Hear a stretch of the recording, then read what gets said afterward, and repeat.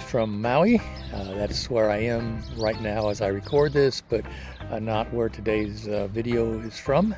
Today's video is a video of two talented makers from Florida, who I visited with a couple of weeks ago and learned a little bit about making tamales.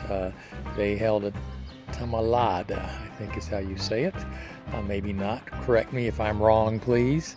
But it's an event where people get together and have an assembly line production of tamales. In this case, the tamales that Dave and Kelly were making were black bean, mushroom, and tempeh, so vegan tamales. But it was a larger event than that. We're only featuring Dave and Kelly in the video, but there were also other people that were making pork and chicken and all kinds of stuff and to stuff their tamales with. Tamales are delicious and a great community making project.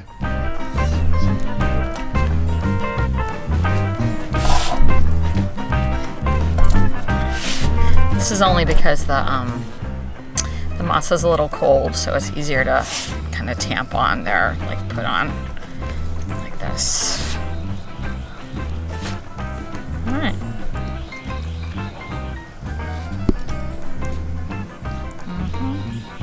Ooh, you need to try some of this filling too. It's really good. So, as far as the history, my personal history and experience with the Latin holidays time, I had 12 aunts and uncles, my grandmother, and local friends that would come over in our tiny little house, pour into the kitchen. All the ladies would be forming an assembly line for the tamales or pasteles or empanadas, whatever it was that they were making. Somebody was on the filling, like Kelly's doing, the masa, and then the hard work was always delegated to the children for grading. And then what were we grading?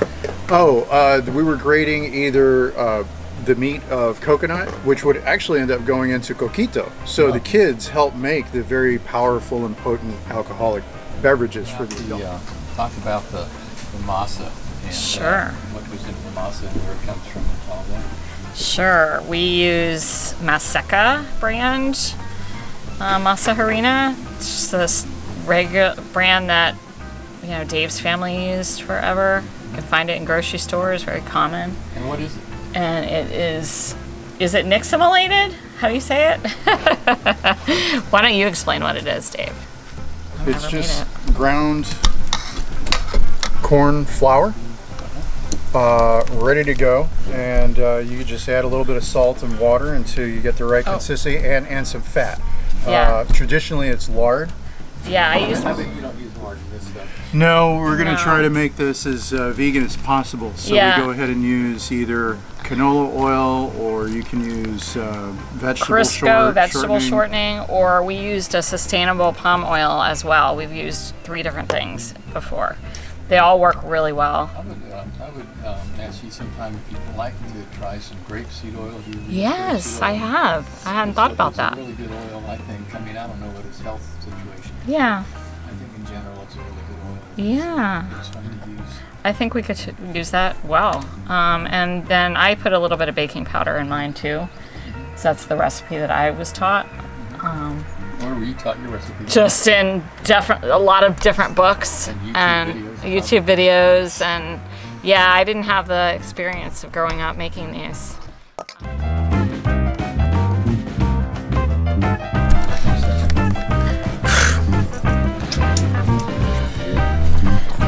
I'm gonna add lemon too? I'm gonna add some white vinegar.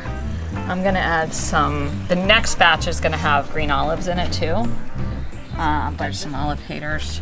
No. So I'm just gonna do plain for them. Like mushroom haters. Right. Now they were notified about their mushroom and black bean. These are mushroom, black bean, and tempeh. Yellow, red, and orange peppers. A bunch of spices. Yes.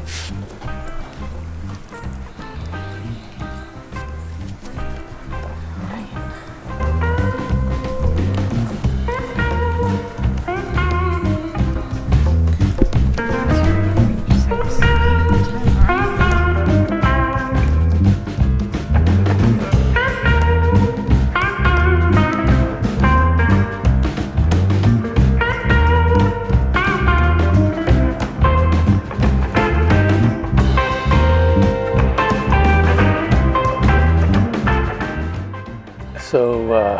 once the tamales are stuffed and had the tamal paste in them, the masa, and they had the filling put in them, and they're rolled up and they're tied, then they're steamed.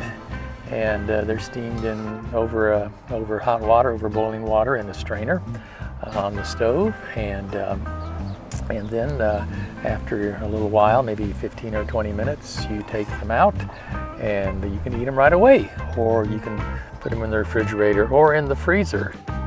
So once you get them back out of the refrigerator or the freezer, if you've stored them for a while, you can re-steam them just like you did to start with. Put them in a steamer over hot water and let them steam until they're nice and warm and delicious and ready to eat.